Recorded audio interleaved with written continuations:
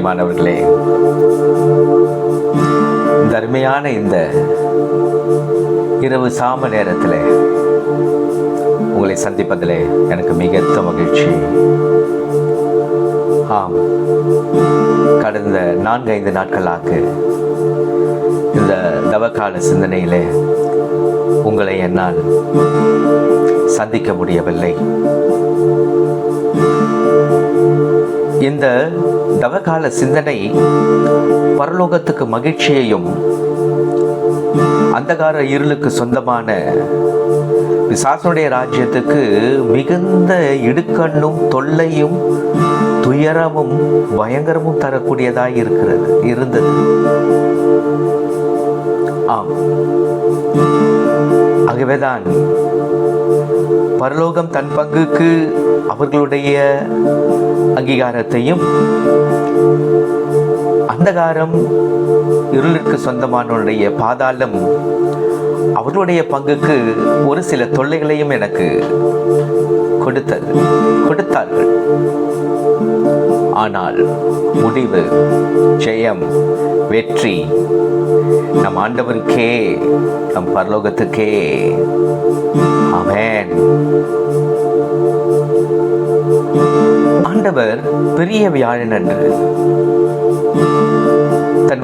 தன்னுடைய அப்போஸ்தலர்களோடு விருந்து உண்டு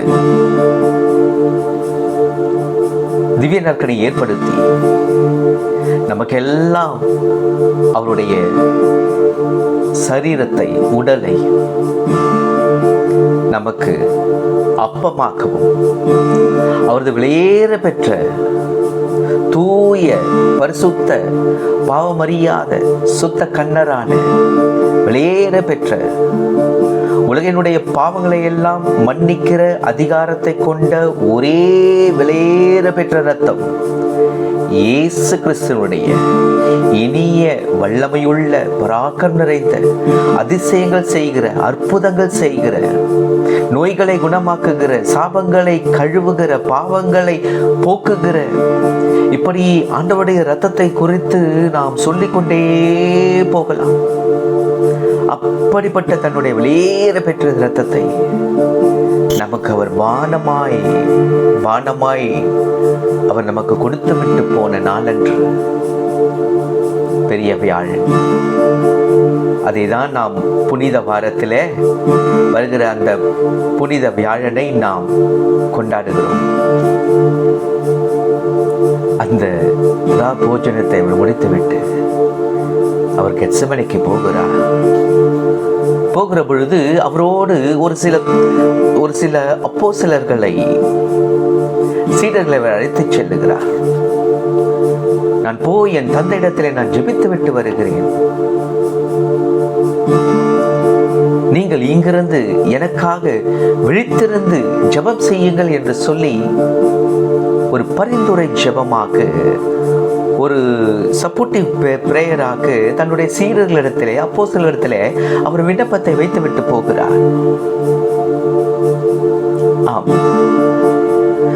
ராஜாமத்திலே ஜெபிப்பது, அதிகாலையிலே இருட்டோடு கருக்கல்லோடு எழுந்து மலைகளுக்கு போய் ஒரு தனி இடத்திலே போய் ஜெபிப்பது, இரவிலே மலைகளுக்கு மேல் ஏறி ஜெபிப்பது, இதெல்லாம் ஆண்டவருக்கு பெரிய வியாழன் அன்று நடந்த நிகழ்ச்சி அல்ல. அது அவருடைய வாழ்க்கையிலே பின்னி பிணைந்த ஒன்று. அவர் வாழ்க்கையிலே ஒவ்வொரு நாளும் காலையும் சரி, இரவும் சரி, ராஜாமங்களிலும் சரி, அவர் தந்தையிடத்திலே உரையாடுவதை, ஜெபிப்பதை அவர் வழக்கமாய் கொண்டிருந்தார். அதை நாம் விவிலியத்தில் பார்க்க முடியும். புதிய ஏற்பாட்டிலே மத்தேயுவிலே ஆரம்பித்து அந்த அப்போஸ்தலர் பணி வரைக்கும் அந்த 4 நற்செய்தியாளர்களிலே அவருடைய நிகழ்வுகள் எல்லாம் சொல்லப்பட்டிருக்கிறது. அதில் பாருங்க, நல்லா உன்னிப்பா படிச்சு பாருங்க, அதுல இருக்கிறது. அவர் அதிகாலையிலே கருக்கல்லோடு எழுந்து மலைகளுக்கு ஏறி போனார் என்று இருக்கும். இருட்டோடு அவர் ஒதுக்குப்புறமாய் போய் அவர் ஜெபித்தார் என்று இருக்கும். அதே போல தான் அன்றும் அவர் ஜெபிக்க போனார். பரலோகத்திடத்திலே தன்னை ஒப்படைக்க போனார். தன் பிதாவிடத்திலே தன்னை ஒப்படைக்க போனார். அப்பொழுதுதான் அந்த அப்போஸ்தலர்களை அவர் அழைத்து ஜெபிக்க சொன்னார். ஆனால் பாவம் பலவீனமான சரீரத்தை கொண்ட அப்போஸ்தலர்களால் ஜெபிக்க முடியவில்லை. பொல்லாங்கன் பிசாசானவன் அவர்களுக்கு அயர்ந்த ஆழ்ந்த தூக்கத்தை கொடுத்து அவர்களை உறங்க செய்து விட்டான். ஆனாலும் அவனால் நம் ஆண்டவராகிய இயேசு கிறிஸ்துவை தொட முடியாது. ஏனெனில் அவனுக்கு என்னிடத்தில் ஒன்றுமில்லை. பொல்லாங்கனுக்கு பிசாசானவனுக்கு என்னிடத்தில் ஒன்றுமில்லை. அவன் என்னிடத்தில் வருகிறான், ஆனால் அவனுக்கு என்னிடத்தில் ஒன்றுமில்லை என்று ஆண்டவர் ஒரு கம்பீரத்தோடு ஒரு கர்ஜனையோடு அவனை அதட்டுகிற அதிகாரத்தோடு அவனை அவர் விரட்டி அடித்தாண்டவர். அவனால் அவனை தொட முடியாது. அவர் சொல்ல ஆகும், அவர் கட்டளையிட நிற்கும். ஆகவேதான் பொல்லாத ஆவிகள் ஆண்டவரிடத்திலே பணிந்து குனிந்து, ஆண்டவரே, காலத்திற்கு முன்பாக எங்களை தொலைக்க வந்தீரோ, எங்களை விரட்ட வந்தீரோ, எங்களை ஒழிக்க வந்தீரோ, எங்களை அந்த பண்ணி கூட்டத்திலே போகுவதற்கு எங்களுக்கு கட்டளை கொடுங்கள் என்று ஆண்டவரிடத்திலே அவர்கள் கட்டளைகள் கேட்டது. ஏனெனில் அவர் அண்ட சராசரங்களுக்கு மாத்திரமல்ல, இந்த உலகத்துக்கு மாத்திரமல்ல, நட்சத்திரங்களுக்கு மாத்திரமல்ல, சர்வலோகத்துக்கும், அப்படிதான் வேதத்திலே அழகாய் சொல்லுகிறது, சர்வலோகத்துக்கும் அவர் ஆண்டவர். அவர் பிசாசுக்கும் ஆண்டவர்.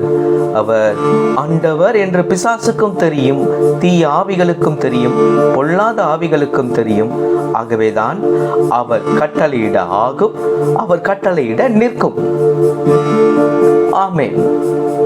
அப்படிப்பட்ட வல்லவரான அந்த தகப்பனை, அந்த தேவனை, அந்த பரிசுத்தரை இந்த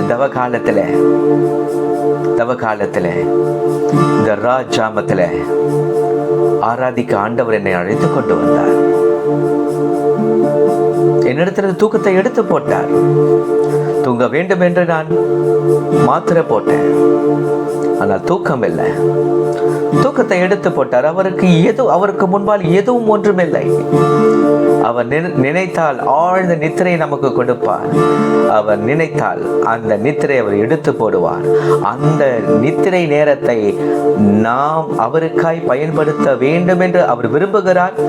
நாம் இங்கு அமர்ந்திருக்கிறோம். நாம் ஒருவர் பார்த்து பேசிக் கொண்டிருக்கிறோம். ராஜாமத்திலே நன்றி ராஜா. இரவு நேரம் அப்பா, உம்மை ஆராதிக்க, உம்மை துதிக்க, உம்மை மகிமைப்படுத்த, உம்மை மாட்சிமைப்படுத்த அடியேனுக்கும் இதை பார்க்கிற மக்களுக்கும், உம்முடைய பிள்ளைகள்ப்பா, நாங்க எல்லாருமே உம்முடைய பிள்ளைகள்ப்பா. இங்க யாரும் பெரியவங்க கிடையாது, யாரும் சின்னவங்க கிடையாதுப்பா. உமக்கு முன்பால் நீ எல்லாருக்கும் தேவன், சகலருக்கும் நீதான் தேவனாய் இருக்கிறீர்.